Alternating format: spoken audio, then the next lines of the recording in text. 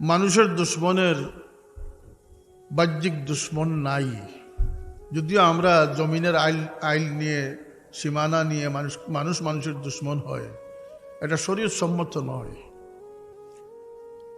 শরীয়ত সম্মতভাবে মানুষের জন্য তিন দুশ্মন। কয় দুশ্মন? তিন দুশ্মন। সেই দুশ্মনীটা হচ্ছে গোপন, আর গোপন শত্রু খুবই মারাত্মক, ভয়ানক।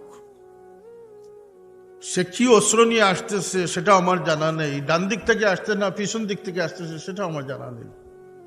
দিনের বেলা এসে আক্রমণ করবে না, রাত্রের বেলা এসে আক্রমণ করবে না, ঘুমন্ত অবস্থায় এসে আক্রমণ করবে সেটাও আমার জানা নাই। এই জন্য গোপন দুশ্মন হচ্ছে সবচেয়ে ভয়ঙ্কর দুশ্মন।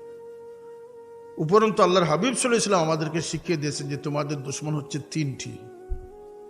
একটি হচ্ছে তোমাদের নফস, তোমার মন যা বলবে, তুমি যদি মনের গোলাম হয়ে যাও তাহলে মন তোমাকে ভালো জিনিসের দিকে নিবে না, মন তোমাকে দুজকমুখী কর্মকাণ্ডে লিপ্ত করে দিবে।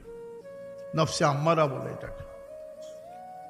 তো প্রথম দুশ্মন তো আমার ঘরের ভিতরে। 2 নম্বর দুশ্মন হলো শয়তান।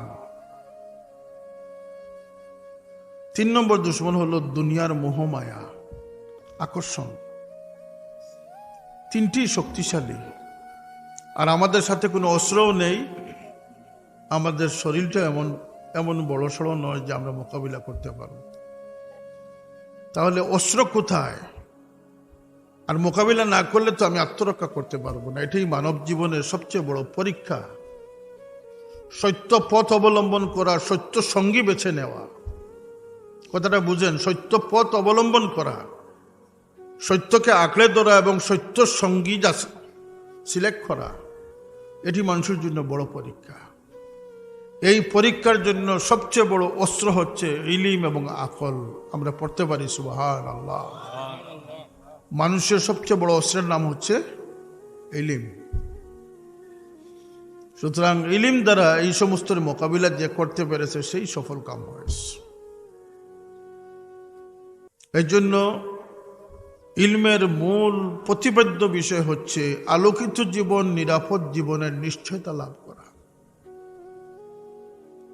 বাউলা ফাউলামি তো যে কেউ করতে পারে। নিরাপদ আলোকিত জীবনের নিরাপত্তার ব্যবস্থা হচ্ছে ইলমের সবচেয়ে বড় লক্ষ্য। চাকুরি ইলমের লক্ষ্য নয়, মানুষ হওয়া হচ্ছে ইলমের লক্ষ্য।